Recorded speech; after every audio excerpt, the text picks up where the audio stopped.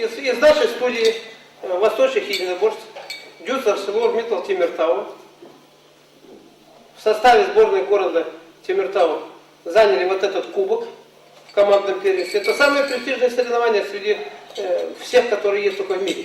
Потому что клубная система идет во всем мире. То есть это чей клуб лучший в мире. Вот наш клуб оказался лучше. Бұл жас спортшылардың кезекті жеңісі. ArcelorMittal Теміртау акционерлік қоғамы жанындағы балалар мен жасөспірімдер орталығының шығыс жекпе-жек секциясының жаттығушылары Теміртау құрама командасы құрамында облыстық жарысқа қатысып қайтты. Қаланың дзюдо федерациясы, балалар мен жасөспірімдер спорт мектебі спортшылармен бірге олар да жақсы нәтиже көрсетті. 3 күндік жарыстың қорытындысында команда бойынша жүлделі бірінші орынды иеленді. Первый день у нас за команду Темиртау выступали. Жарыстың бірінші күні біздің екі спортшымыз Алексей Инкин мен ең ауыр салмақта, Айдын Сапарғалиев Юрбис келі салмақта бақ сынасты. Екінші күні жеке біріншілік Инкин өз салмақ дәрежесі бойынша жеңімпаз атанды. Сапарғалиев жүлделі 3-ші орынды иеленді. Үшінші күні біздің ең кіші екі спортшымыз қатысты. Олар алғаш рет осындай үлкен сайысқа қатысып отыр. Шығыс жекпе-жек судьясы ArcelorMittal Теміртау акционерлік қоғамы жанындағы балалар мен жасөспірімдер орталығы қолдауымен жұмыс жасап келеді. Осы спорт түрі бойынша талабы бар балаларды жаттықтырып, олардың қалалық облыстық деңгейдегі жарыстарға алып шығуда жетістіктері жоқ емес. Шығыс жекпе-жек спорты секциясының тәрбиеленушілері арасында келешегінен үміт күтіретін жастар да бар. Студия восточных единоборств занимается, я считаю... Шығыс жекпе-жек секциясы мықты педагог Ольга Кисличенконы қолдауымен жақсы нәтижелерге қол жеткізіп келеміз.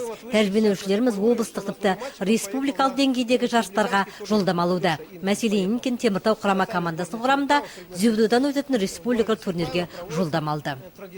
Мамыр айында Қазақстан Республикасы чемпионатына іріктеу өткізілмекші. Анатолий Жаркевич екі шәкірті Инкин мен Сапарғалиевтерге сенім артып отырғандығын айтады. Өйткені екі спортшы да облыстық сайыстан жақсы нәтиже көрсетіп көзге түсті. Және өзге де келешегінен үміт күтіретін жастар баршылық. Мен осы Дюс ArcelorMittal спорт комплексіне қатысамын. Және де 28 күні Дзюдо Азия спорт комплексінде жарыс өтті. Мен сол жерде облыстық жарыс болды, мен сол жерден 3-ші орын алдым.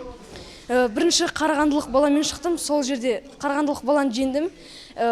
Екіншісінде Асанов деген баламен шықтым, оны да жеңдім. Және де полуфиналда Масов деген бір қарағандының баласына ұтылып қалдым. Бірақ одан кейін мен 3-ші орынға кірістім, сол кезде Суворов деген қарағандының баласын ипонға лақтырып жеңдім. Және шығыс жекпе-жек секциясының тәрбиеленушілері маусым айында Барнаулда өтетін спорт додасына қатысуды жоспарлап отыр. Бұл дзюдо фестиваліне бұрынғы ТМД елдерінің көптеген командалар қатысады деп күтілуде. Осы жарыста да Жаркевичтің шәкірттері жақсы нәтижеге қол жеткізеді деген сенім бар.